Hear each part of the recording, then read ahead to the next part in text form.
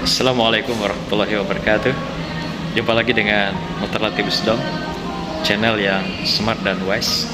Saudaraku, Mu'az bin Jabal pernah diceritakan oleh Rasulullah SAW bahwa ada seorang pemuda yang rajin sekali ke masjid. Kemudian setiap ke masjid, selesai dia mengikuti sholat bersama Rasulullah, dia pulang sampai 3 hari berturut-turut. Rasulullah mengatakan pemuda itu adalah ahli surga. Mendengar perkataan Rasulullah ini, Mu'az bin Jabal penasaran, siapa pemuda ini dikatakan Rasulullah sebagai seorang yang ahli surga. Kalau dilihat dari penampilannya biasa-biasa saja. Saking penasaran, Mu'az bin Jabal lalu setelah pulang dan keluar dari masjid, dia mengikuti pemuda tersebut sampai diuntit sampai ke rumahnya oleh Mu'az bin Jabal. Sampai di rumahnya, si Mu'az menjumpai pemuda ini dan berkata, "Wahai pemuda, aku mohon izin ingin menginap di rumahmu selama 3 hari. Kiranya kalau engkau izinkan, aku akan menginap di sini, di tempatmu ini." Lalu sang pemuda yang tadi diikuti dari belakang sampai di rumahnya mengatakan, "Ya silakan, kalau Anda ingin menginap di tempatku. Cuma rumahku ya apa adanya, sederhana, tidak perlu berkelebihan seperti orang-orang lain," kata si pemuda ini. "Ya gak apa-apa, aku ingin menginap di rumahmu selama 3 hari saja." Lalu si Mu'az tinggallah di rumah pemuda ini selama lebih kurang 3 hari 3 malam. Dia ingin tahu apa amalan pemuda ini sehingga dikatakan Rasulullah bahwa pemuda ini adalah ahli surga. Lalu dia ikuti mulai dari subuh sampailah malam hari. Lalu dia jaga apakah pemuda ini bangun di tengah malam, melaksanakan ibadah-ibadah malam, misalnya mengkaji Al-Quran dan sebagainya, atau juga berzikir. Sampai hari tengah malam, si Mu'az bin Jabal tidak tidur, mengintai kalau pemuda ini bangun di tengah malam. Lalu terus lagi malam kedua juga begitu, dia tidak menemukan pemuda ini bangun di tengah malam seperti apa yang dibayangkan oleh Mu'az bin Jabal. Hari ketiga juga begitu, dia tidak menemukan. Lalu sampai hari ketiga, Mu'az penasaran, bertanya pada pemuda ini, "Wahai pemuda, aku penasaran dengan engkau. Rasulullah mengatakan engkau adalah ahli surga. Tapi setelah aku menginap di rumahmu selama 3 hari, aku tidak menemukan apa-apa tentang dirimu sebagai seorang yang ahli ibadah.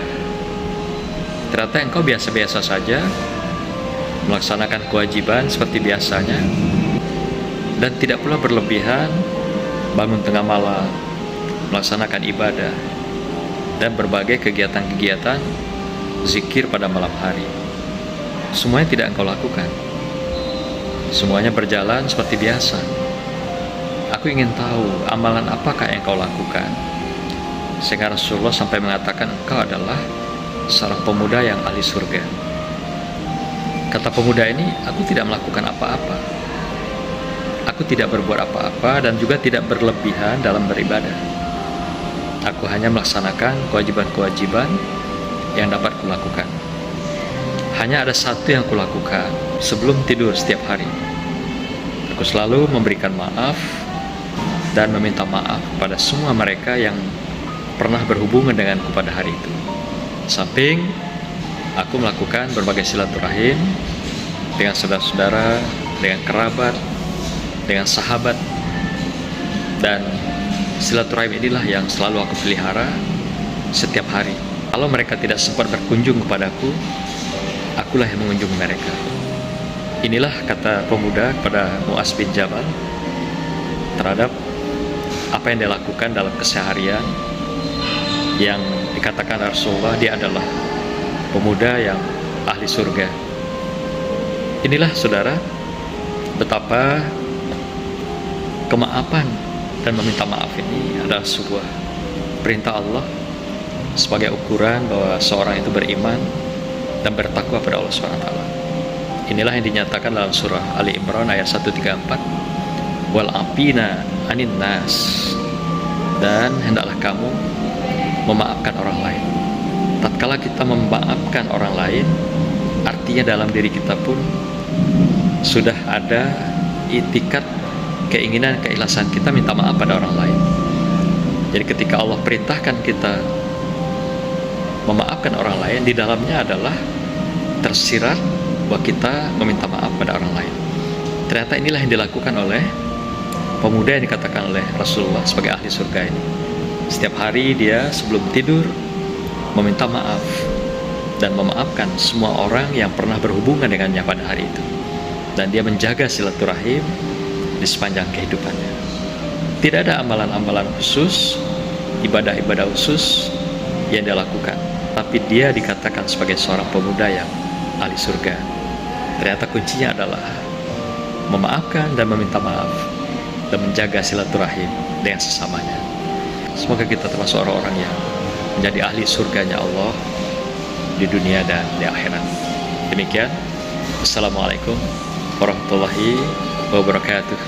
Barakallah. Salam virtual.